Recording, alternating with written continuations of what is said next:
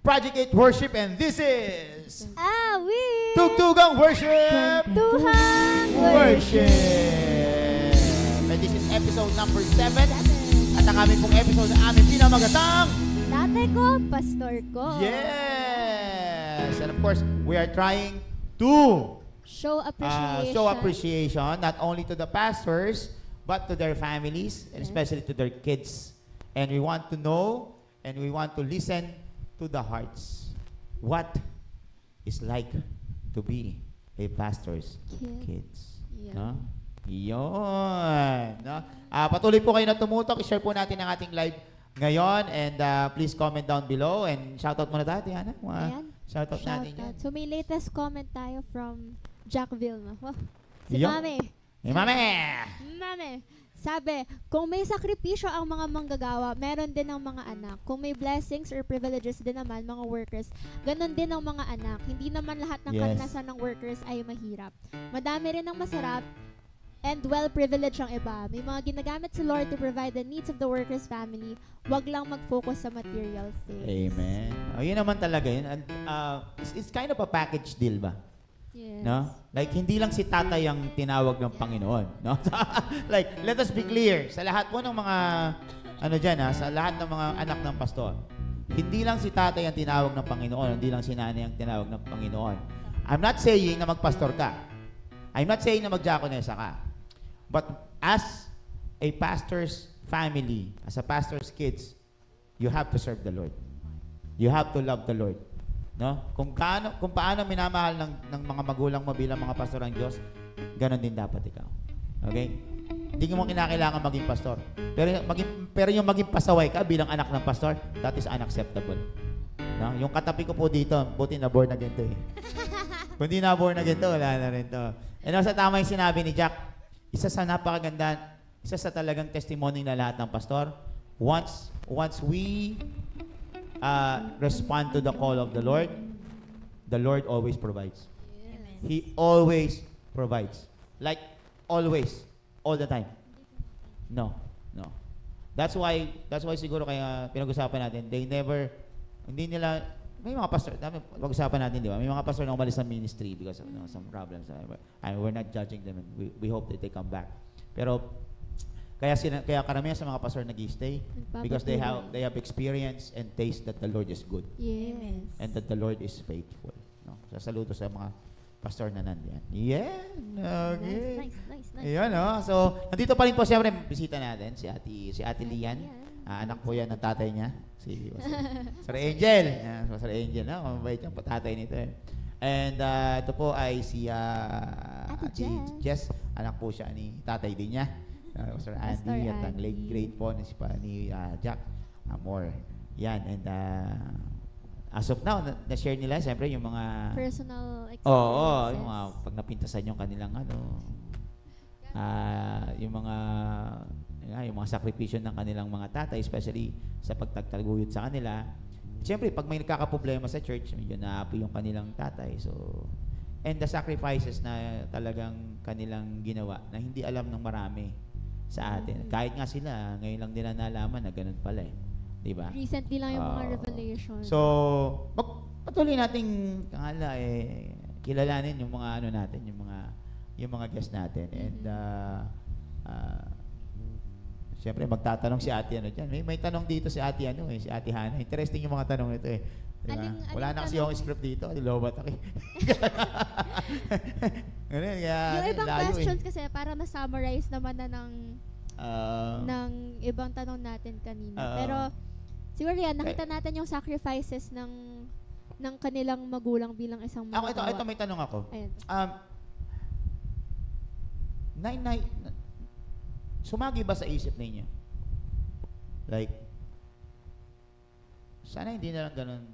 Sana hindi na lang, I mean, ibig sabihin, sana, nagsagi ba sa isip niyo na, oy, parang gusto ko na mag-diakonesa, maging katulad ni nanay. Sumagi ba sa isip niyo yun? Pero tapos, kaya ako sinasabi kanina, parang, basta laging binubura mo lang, ganun. Like, no. And you don't want to entertain that thought. Hana, kasama ka doon. Kasama ka doon. Anak ka rin ng nanay mo eh. Sumagi ba na parang gusto ko mag-diaconessa or like nakikita mo yung sarili mo diaconessa ka? Sumagot kayo! Yung totoo. Nakapikit ako. Wala akong nakikita. Kasi di ba usually ganito yan eh. Pag yung tatay mo magsasaka, and for all your life, nakikita mo yung tatay mo magsasaka, makikita mo na, oy, kasama ka niya sa bukid, araw-gabi, buhay magsasaka. And then naisip mo na, oy, gusto ko rin nun. No? Tatay mo ay engineer, gusto mo rin mag-engineer. Tatay mo doktor, gusto mo rin maging doktor. Usually ganun, di ba? Kayo ba? Nanay nyo ay diaconessa. Okay? Naisip nyo ba na gusto ko rin mag-diaconessa? Silence means yes, mga kaibigan. Mga kaawit, silence means yes. No. Pwede magpaliwanag ka ganun eh. Then, sige, papaliwanag ka agad? Papaliwanag. Paliwanag. Sagot. May depensa agad. May sagot. Okay, Hindi. Ate Jess, sige pa ganun tayo. Sige po. Yung after kasi ng mag-graduate ako ng college, na-involve po kasi ako sa mission. Kinamahan ako. Kinamahan ako sa na-involve. Ano ba yan? Yung Ayusin mo. katunog siya Wag nyo, wag nyo Oy. nilagyan. Na-involve po ako eh. Tapos mahabang post. Na-involve po kasi Mission. ako sa... Katunog niya yung Naku. Katunog Mission. ng Hindi mission. sa mission. Katunog yung Mission. vision. Vision. Vision. Okay. Mission pa rin. Vision pala. Mission. Involved sa Sige, mission. sa mission. Sa mission. Okay. So, almost 1 year na gano'n. Na sinasama ko nun nila mama sa Bulacan. Yung Okay.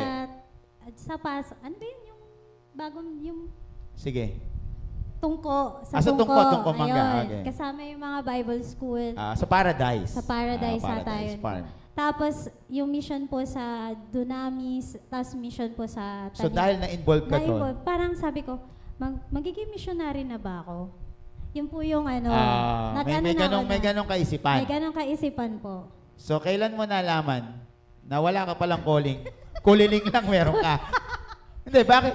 Hindi na nagtuloy kasi nga, sabi ni mama, kailangan mo na magtrabaho. Akala kasi ni mama that time, nag-enjoy na lang ako ng ganun. Na yung akala niya kasi sa bahay lang. So kasalanan talaga ng nanay mo. Hindi, pero po na-enjoy ko po siya na yung ganun. Pero sumagi din. Sumagi din po. Pinangarap mo or hindi naman? Hindi naman. Parang sabi ko, kung if ever man na yung profession ko ay itutuloy ko. Hindi kaya dahil magiging nakita mo nga na pinag-usapan niya natin na talagang mahirap ang buhay ng manggagawa kaya Ayun. ayaw mo. Isa din po yun. Yeah. Pero siya, alam niyo ba, ang pangarap ng nanay ko po talaga, maging asawa ko ng pastor. Okay, sige. Yan ang pangarap. Saka na ako mananawagan. Sige. Ate Lian, Ano po, sa akin po. Sumagi? Parang sumagi naman siya. Gumanon naman. Dumaan naman po siya doon eh. Ganon. gumanon lang tapos hindi ko na hinabol. Gumanon na hindi ko na po hinabol. Hindi ko na po Okay. pinansin. Hindi po. Siguro po may time po One kasi. time, maraming beses din? Or Madaming one time? beses din po siya actually. Kasi parang ini-encourage din po talaga ako nila Papa na parang ayaw mo ba mag-try? Sige, okay. after So, mo mag-college. So talagang ganon. gusto ng mga daddy mo? To try po. Like, pasok ka ba sa Phoebias? Ganun. Or pasok ka ba sa... Relate. Diba?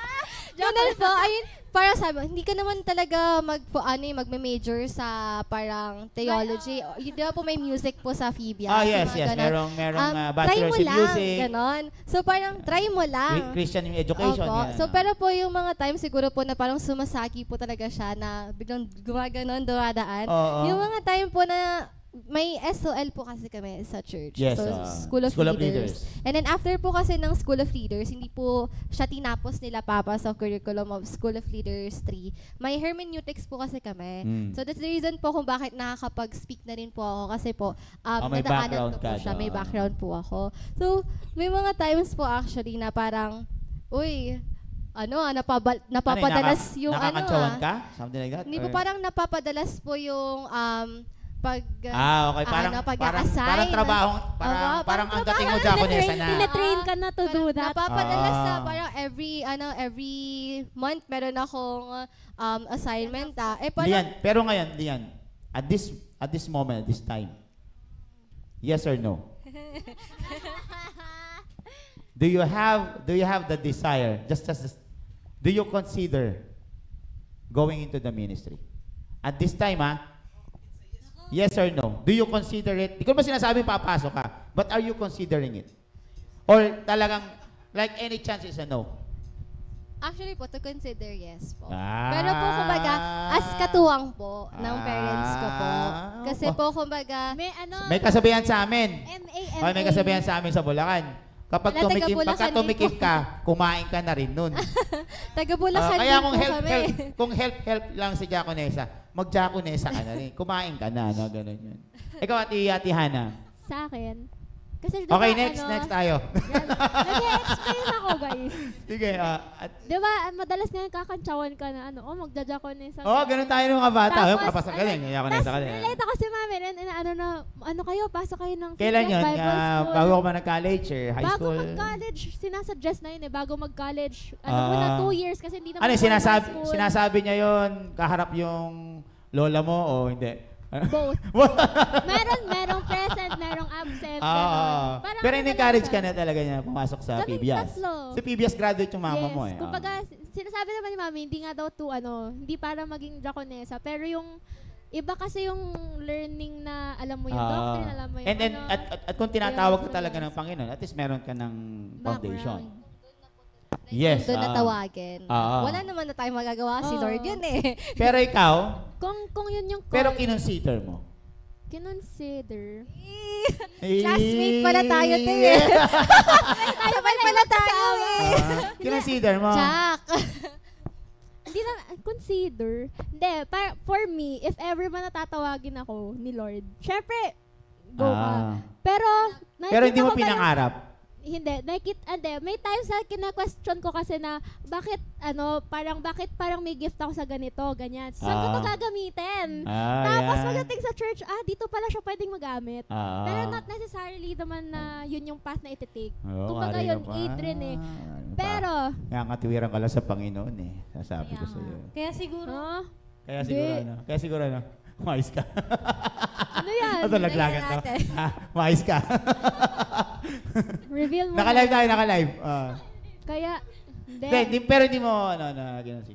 Hindi ko siya pangarap. Ah. And then personally I think, kasi, parang nasa stage pa ako na, Yes, hindi gusto naman. kong, kumbaga yung sa spiritual journey ba na, baka mamaya, kaya ko lang, kumbaga ma-entertain yung thought na yun kasi may expectation of me. Hindi dahil sa, andun na yung Expectation pagkakakilala ko kay Lord na kaya kong ibahagi Yes. yung character ni God as who He is Yun, sa ibang no? tao. Lusot na, Jack. Lusot na. Okay na. Hindi ako ready. Hindi, sa mga kaawit natin, no? Ganun talaga. Hindi lahat naman lahat ng anak ng engineer ay nag-engineer. Yes. Hindi naman lahat ng anak ng doktor ay nag-doktor. At the end of the day, may calling sila. May papagawa sa kanila ang May Panginoon. kanya-kanyang gifts At ang sinasabi natin, kung saan man sila dali ng Panginoon, it's either sa maging pastor o diakonesa, ministry din naman na yun eh. Sa school, ministry niya yun. Ikaw, kung saan ka mandalin yan, multimedia. Ano ba trabaho ng multimedia? Ano magagawin nun? Pag nagtapos mo yung course mo. Sa mga entertainment. Entertainment ka. Yan, sa mga, ganyan. Opo. Ito, counting ka, di ba? Yun. So, yun yung kanyang, ministry. Una akong tatapos. Unang tatapos. Ganon, So, yung expectation po ninyo, medyo, di ba? Medyo babaan nyo naman. Hindi po ibig sabihin na yung mga tatay namin pastor. Well, ako, nagpastor ako, pero hindi lahat ng katulad ko. Hindi mo pwedeng, kumbaga, ano ba tawag yung paint one brush ba tawag nila sa English? You paint with one brush na lahat ng anak ng pastor dapat magpastor. Pero lahat dapat ng pastor, anak ng pastor naglilingkod. At kapag hindi ka naglilingkod, sino ba tatay mo? Diba? Kung ikaw anak ng pastor and you are not serving the Lord, doon tayo hindi magkakasundo. Anong ginagawa mo? No? Kasi isipin nyo naman, tatay mo tatayo sa pulpito. At ang kanyang mensahe lagi, maglingkod tayo sa Panginoon. Maglingkod tayo sa Panginoon. Huwag kayong late pagpasok dito sa church. Magpakasipag kayo. Umattend kayo ng Diba? midweek. Ang inyong mga boyfriend at Umattend girlfriend ay kayo dapat ng- mga Kristiyano din. Uy! Di ba? Uy! Tapos matatagpuan yung anak ng pastor, late pagpasok.